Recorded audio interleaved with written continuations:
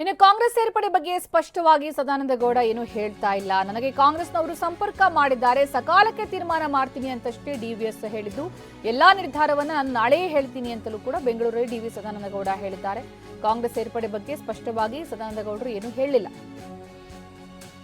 ಅಂದ್ರೆ ಇತ್ತ ಕಾಂಗ್ರೆಸ್ ಪ್ರಯತ್ನ ಮಾಡ್ತಾ ಇದೆ ಅನ್ನುವಂತಹ ಬೆಳವಣಿಗೆ ಮಧ್ಯೆ ಡಿವಿ ಸದಾನಂದ ಗೌಡರ ಹೇಳಿಕೆ ಕೂಡ ಬಹಳ ಮುಖ್ಯವಾಗಿತ್ತು. ಅಂದ್ರೆ ಕಾಂಗ್ರೆಸ್ ಕಡೆ ವಾಲ್ತಾ ಇದ್ದಾರೆ, ಯಾಕಂದ್ರೆ ಈ ಸಂದರ್ಭ ಯಾವುದನ್ನು ನಂಬೋದಕ್ಕೂ ಸಾಧ್ಯ ಇಲ್ಲ. ಶೆಟ್ಟರು ಕೂಡ ಇದೇ ಒಂದು ಪರಿಸ್ಥಿತಿಯಲ್ಲಿ ಬಿಜೆಪಿ ತೊರೆದು ಕಾಂಗ್ರೆಸ್ ಸೇರಿದ್ದಾಗಿತ್ತು. ಅದಾದ ನಂತರ ಈಗ ಘರ್ ವಾಪಸಿ ಆದರೂ ಕೂಡ ಆ ರೀತಿಯ ಒಂದು ಬೆಳವಣಿಗೆಗಳು ಸರ್ವೇ ಸಾಮಾನ್ಯ ಚುನಾವಣೆ ಸಂದರ್ಭದಲ್ಲಿ ಅಂತ ಇತ್ತ ಡಿಕೆಶಿ ಅವರು ಕೂಡ ಅಡ್ಡಗೌಡ ಮೇಲೆ ದೀಪ ಇಟ್ಟಂಗೆ ಹೇಳಿದ್ದಾರೆ. ಹಾಗಾಗಿ ಇಲ್ಲಿ ಡಿ ವಿ ಸದಾನಂದ ಗೌಡರು ಕಾಂಗ್ರೆಸ್ ಸೇರ್ತಾರಾ ಅನ್ನುವಂತಹ ಊಹಾಪೋಹ ಇನ್ನು ಕೂಡ ಹಾಗೇ ಇದೆ. ಎಲ್ಲ ನಿರ್ಧಾರವನ್ನ ನಾನು ನಾಳೆಯೇ ಹೇಳ್ತೀನಿ ಅಂತ ಡಿವಿಎಸ್ ಹೇಳಿದ್ದಾರೆ. ರಾಜ್ಯ ಒಕ್ಕಲಿಗ ಸಂಘದ ಅಧ್ಯಕ್ಷರಾದಂಥ ಹನುಮಂತರು ಅವರು ಮತ್ತು ಅವರ ಎಲ್ಲ ಉಪಾಧ್ಯಕ್ಷರುಗಳು ಮತ್ತು ಕಾರ್ಯಾಧ್ಯಕ್ಷರು, ನಿರ್ದೇಶಕ ಮಂಡಳಿಯವರು ನನಗೆ ಫೋನ್ ಮಾಡಿ ನಾನು ನಿಮ್ಮಲ್ಲಿಗೆ ಬರ್ತೀನಿ, ನಿಮ್ಮಲ್ಲಿ ಸ್ವಲ್ಪ ವಿಚಾರಗಳನ್ನು ಮಾತಾಡಲಿಕ್ಕಿದೆ ಅಂತ ಹೇಳುವಂಥ ಮಾತನ್ನು ಹೇಳಿದರು. ಬೇಡ, ನಾನೇ ಬಂದುಬಿಡ್ತೀನಿ ನಿಮ್ಮಲ್ಲಿಗೆ, ನಿಮ್ಮ ಅಷ್ಟು ಜನ ನಮ್ಮಲ್ಲಿಗೆ ಬರೋದು ಬೇಡ ಅಂತ ಹೇಳೋದಕ್ಕೆ ಬೇಕಾಗಿ ನಾನು ಇಲ್ಲಿ ಬಂದಿದ್ದೀನಿ. ಒಂದಷ್ಟು ವಿಚಾರಗಳನ್ನು ಅವರು ನನ್ನ ಜೊತೆ ಪ್ರಸ್ತಾಪ ಮಾಡಿದ್ದಾರೆ. ಅದರ ಬಗ್ಗೆ ನಾನೇನು ಇವತ್ತು ಹೇಳಲಿಕ್ಕೆ ಇಷ್ಟಪಡೋದಿಲ್ಲ. ನಾನು ಈಗಾಗಲೇ ನಿಮಗೆ ಹೇಳಿದ್ದೀನಿ, ನಾಳೆ ನಾನು ಪ್ರೆಸ್ ಮೀಟ್ ಮಾಡ್ತೇನೆ ಅಂತ ಹೇಳಿ. ಆ ಪ್ರೆಸ್ ಮೀಟ್ನಲ್ಲಿ ಎಲ್ಲ ವಿಚಾರಗಳನ್ನು ನಾನು ಉಲ್ಲೇಖ ಮಾಡ್ತೇನೆ. ನಾಳೆ ಪ್ರೆಸ್ ಮೀಟ್ ಮಾಡ್ತೀನಿ ಅಂತ ಹೇಳಿದ ಮೇಲೆ ಅದರಲ್ಲೇ ಬರುತ್ತೆ ಅಲ್ಲ.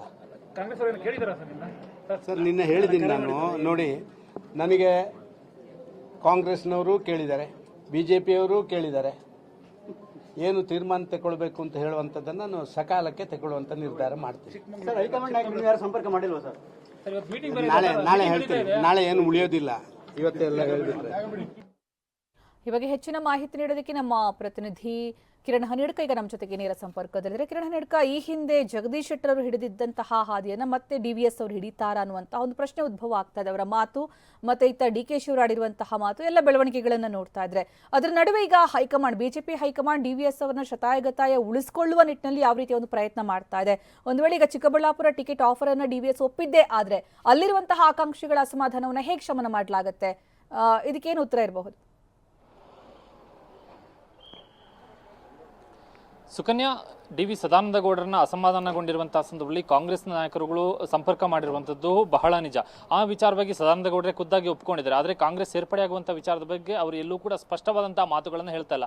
ಬದಲಾಗಿ ಸುದ್ದಿಗೋಷ್ಠಿಯಲ್ಲಿ ಎಲ್ಲವನ್ನೂ ಕೂಡ ಹೇಳ್ತಿದ್ದೇನೆ ಅನ್ನುವಂಥ ಮಾತುಗಳಿಗಷ್ಟೇ ಸದಾನಂದ ಗೌಡ ಇವತ್ತು ಸೀಮಿತವಾಗ್ತಿದ್ದಾರೆ. ಇದರ ಜೊತೆಗೆ ಅವರು ರಾಜ್ಯ ಒಕ್ಕಲಿಗರ ಸಂಘದ ಪದಾಧಿಕಾರಿಗಳ ಜೊತೆಗೆ ಇವತ್ತು ಸಭೆಯನ್ನು ನಡೆಸಿ ಒಂದಷ್ಟು ತಮ್ಮ ಮುಂದಿನ ಹೆಜ್ಜೆಗಳ ಬಗ್ಗೆ ಚರ್ಚೆಯನ್ನು ಕೂಡ ನಡೆಸಿದ್ದಾರೆ, ಅಭಿಪ್ರಾಯವನ್ನು ಕೂಡ ಪಡೆದಿದ್ದಾರೆ. ಹೀಗಾಗಿ ಸದಾನಂದ ಗೌಡರು ಕಾಂಗ್ರೆಸ್ ಸೇರ್ಪಡೆ ಆಗ್ತಾರೆ ಅನ್ನುವಂಥ ವಿಚಾರಗಳ ಚರ್ಚೆಯ ಬಗ್ಗೆ ಈಗಲೇ ಪೂರ್ಣ ವಿರಾಮ ಹಾಕೋದಕ್ಕೆ ಸ್ವತಃ ಸದಾನಂದ ಗೌಡರಿಗೆ ಕೂಡ ಇಷ್ಟ ಇದ್ದಂತಿಲ್ಲ. ಯಾಕೆಂದ್ರೆ ನಾಳೆಯ ಸುದ್ದಿಗೋಷ್ಠಿವರೆಗೂ ಕೂಡ ಕುತೂಹಲವನ್ನು ಕಾಯ್ದಿರಿಸಬೇಕು ಅನ್ನುವಂಥ ಒಂದು ನಿಲುವಿನಲ್ಲಿ ಅವರು ಇದ್ದಂತಹ ರೀತಿಯಲ್ಲಿ ಕಂಡು ಬರ್ತಾ ಇದೆ.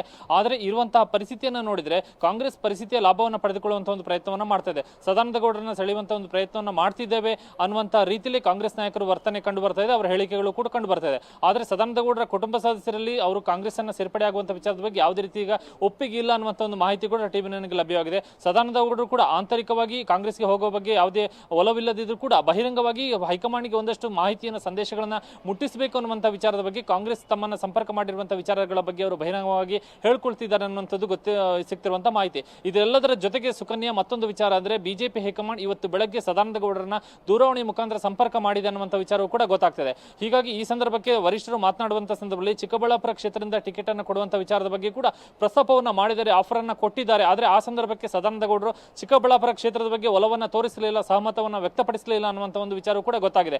ಇದರ ಜೊತೆಗೆ ಇವತ್ತು ಬೆಳಗ್ಗೆ ದೆಹಲಿಗೆ ತೆರಳುವ ಮುನ್ನ ಬಿಜೆಪಿ ರಾಜ್ಯಾಧ್ಯಕ್ಷ BY ವಿಜೇಂದ್ರ ಕೂಡ ಸದಾನಂದ ಗೌಡರ ಜೊತೆ ದೂರವಾಣಿ ಮುಖಾಂತರ ಸಂಪರ್ಕವನ್ನು ಮಾಡಿ ವರಿಷ್ಠರ ಜೊತೆ ಮಾತುಕತೆಯನ್ನು ಮಾಡ್ತೀನಿ ಅನ್ನುವಂಥ ಭರವಸೆಯನ್ನು ಕೂಡ ಕೊಟ್ಟಿದ್ದಾರೆ. ಇದರ ಜೊತೆಗೆ ಮನೆಗೆ ಬಂದು ಸದಾನಂದ ಗೌಡರ ನಿವಾಸಕ್ಕೆ ಬಂದು ನಾನು ಮಾತುಕತೆಯನ್ನು ಮಾಡ್ತೀನಿ ಅನ್ನುವಂಥ ಒಂದು ಭರವಸೆಯನ್ನು ಕೂಡ ಕೊಟ್ಟಿದ್ದಾರೆ ಅನ್ನುವಂಥ ಒಂದು ವಿಚಾರ ಕೂಡ ಟಿವಿ ನನಗೆ ಮಾಹಿತಿ ಲಭ್ಯವಾಗಿದೆ. ಇದರ ಜೊತೆಗೆ ವಿಜೇಂದ್ರ ಇವತ್ತು ಬೆಳಗ್ಗೆ ತಮ್ಮ ಆಪ್ತರನ್ನ ಸದಾನಂದ ಗೌಡರ ನಿವಾಸಕ್ಕೆ ಕಳುಹಿಸಿ ಅವರ ಮನವೊಲಿಕೆ ಮಾಡುವಂತ ಒಂದು ಪ್ರಯತ್ನವನ್ನು ಕೂಡ ಮಾಡಿದ್ದಾರೆ ಅನ್ನುವಂಥ ವಿಚಾರವೂ ಕೂಡ ಗೊತ್ತಾಗ್ತದೆ. ಇದರ ಎಲ್ಲದರ ಬೆಳವಣಿಗೆ ಮಧ್ಯೆ ಸದಾನಂದ ಗೌಡರನ್ನ ಸತತವಾಗಿ ಸಂಪರ್ಕ ಮಾಡುವಂತಹ ಒಂದು ಪ್ರಯತ್ನವನ್ನ ಕಾಂಗ್ರೆಸ್ ನಾಯಕರು ಮಾಡ್ತಿದ್ರೆ, ಇವತ್ತು ಕೂಡ DK ಶಿವಕುಮಾರ್ ಸದಾನಂದ ಗೌಡರನ್ನ ಸಂಪರ್ಕ ಮಾಡುವಂತಹ ಒಂದು ಸತತ ಪ್ರಯತ್ನವನ್ನ ಮಾಡಿದ್ರು ಅನ್ನುವಂಥ ವಿಚಾರವೂ ಕೂಡ ಈಗ ಗೊತ್ತಾಗ್ತಾ ಇದೆ. ಹೀಗಾಗಿ ಸದಾನಂದ ಗೌಡ ಕಾಂಗ್ರೆಸ್ ಸೇರ್ಪಡೆ ಆಗ್ತಾರೋ ಅಥವಾ ಬಿಜೆಪಿಯಲ್ಲೇ ಮುಂದುವರಿತಾರೋ ಅಥವಾ ಸಂಪೂರ್ಣವಾದಂತಹ ರಾಜಕೀಯದಿಂದ ನಿವೃತ್ತಿಯನ್ನು ಪಡೆದುಕೊಳ್ತಾರೋ ಎಲ್ಲದರ ಬಗ್ಗೆ ಕೂಡ ನಾಳೆ ಸುದ್ದಿಗೋಷ್ಠಿಯವರು ಕೂಡ ಕುತೂಹಲ ಕಾಯ್ದಿರಿಸಿಕೊಂಡಿದೆ. ಧನ್ಯವಾದ ಕಿರಣ್.